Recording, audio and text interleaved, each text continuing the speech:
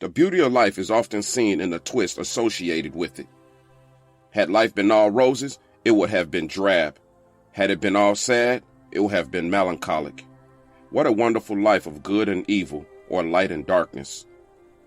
Life in its utmost beauty is indeed a collage of everything good and everything wrong, everything ugly and everything lovely. And that surmised the life of the Jacksons, starting with their patriarch, Mr. Jackson. Mr. Jackson was well known in the neighborhood, frightened from his childhood as someone besotted with every kind of complex life could throw at someone. He lost both his parents at the age of 5. He was subsequently loaned out to live with a distant auntie. He barely strutted through high school, after which he couldn't go further. Since there were no means he could go to the university, he resorted to being a cab driver when he had no help from any quarters.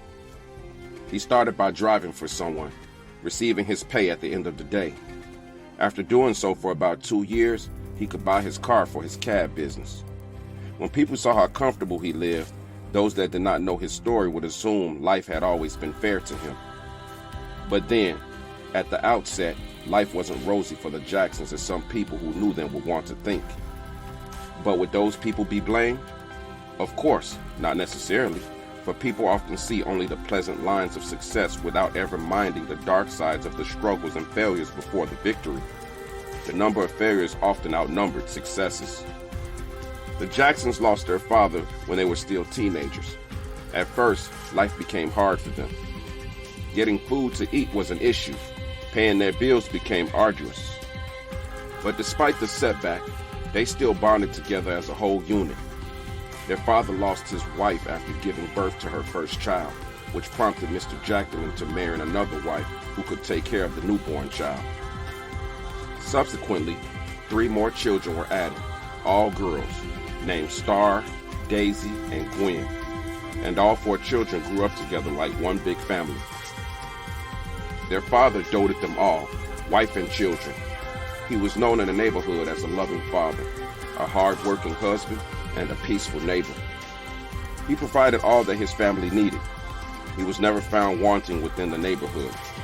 His life was a reference point for other men.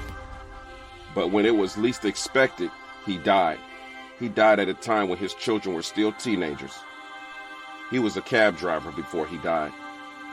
After his funeral, the children found it hard to survive, but they eventually did, as they couldn't afford to sit and watch. They had to do something to put food on the table and pay their bills, or else they would be thrown out in the streets. Before he died, Mr. Jackson taught his first child how to drive, an action to be a lifesaver for the family. And so, after his death, she stepped into her father's shoes as a cab driver. Shortly after starting the cab driving business, she was able to save enough to get another cab, which she assigned to Star, her immediate younger stepsister. In less than 3 years, she was able to procure 10 more cabs, in the process employing drivers who drove the cabs and at the end of each day will be paid their due. All the cab drivers were women, however. She wanted to do something different and be a helping hand to her gender. That was why she picked all female drivers. People who used her services always dropped an excellent review on the company's app, as she wouldn't fail to reprimand any driver who was rude or harsh to her customers. Life was going well, profit was sustained. There was never any severe schism associated with business enterprises. It was a well-run business. The company was named after her late father, Jackson, appropriately so.